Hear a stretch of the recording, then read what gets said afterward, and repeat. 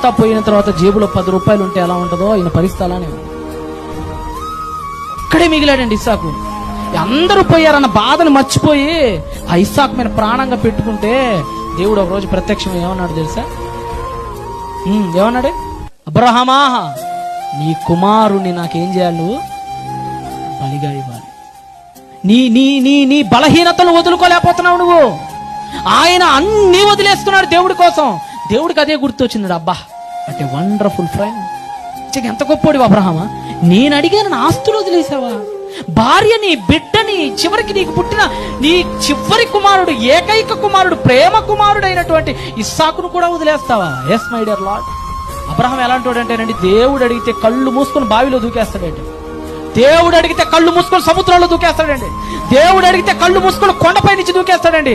దేవుడు అడిగితే కత్తితో పీకలు కోసేసుకుంటాడండి. దేవుడు అంటే పిచ్చి.